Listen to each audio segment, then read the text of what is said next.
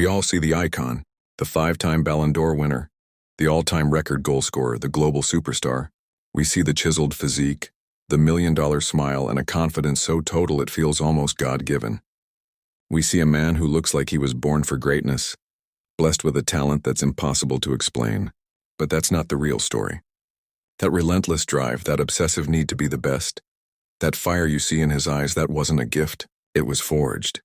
It was born from a secret pain, from a childhood the world was never supposed to see, a childhood of crushing poverty, deep family trauma, and a humiliation so sharp it could only do one of two things: break a boy completely or build a monster. This isn't just the story of how Cristiano Ronaldo became a great footballer. This is the dark truth of how pain created a legend. Long before the roaring stadiums and the gleaming trophies, you have to picture a small tin-roofed house in Funchal, Madeira. This is where Cristiano Ronaldo dos Santos Aveiro was born into a world that had seemingly offered him nothing. He was the youngest of 4 kids, all of them sharing a single, cramped room. His mother, Maria Dolores, was a cook and cleaner, working non-stop just to keep food on the table.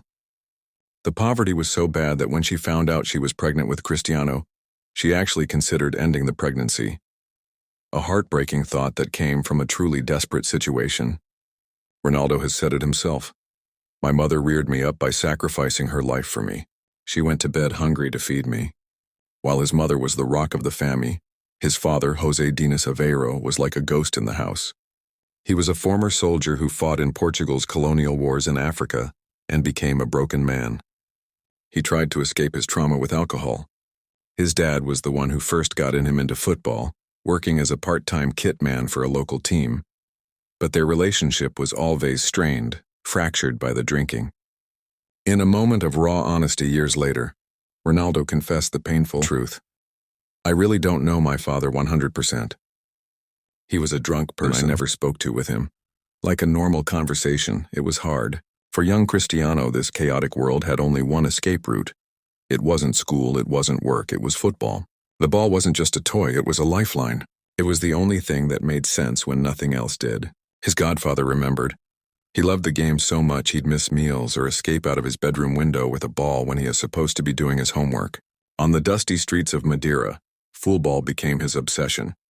It was his only solution to the problem of his life. At just 12 years old, Cristiano was presented with a choice that would change his entire life.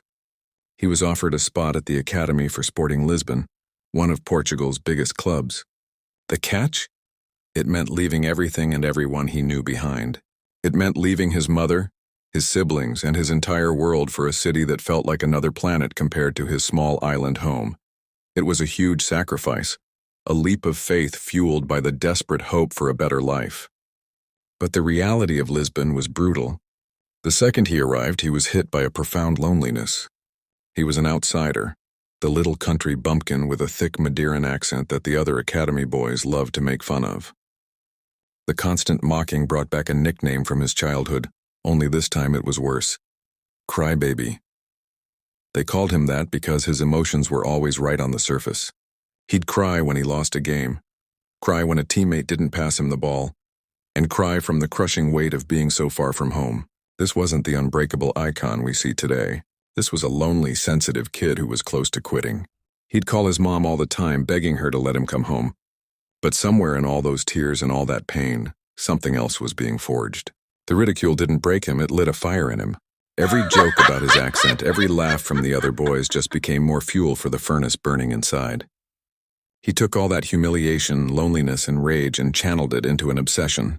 He started training longer, working harder, and running faster than anybody else. He was the first one on the practice field, and the absolute last one to leave.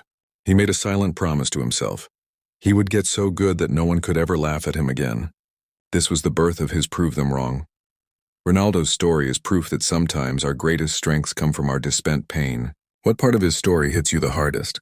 Let me know in the comments below. And don't forget to subscribe for more stories that uncover the truth behind the world's greatest icons. So no, Cristiano Ronaldo wasn't born a legend. He was built, piece by painful piece, out of the wreckage of his past. His career isn't just a story of triumph, it's a lifelong act of defiance.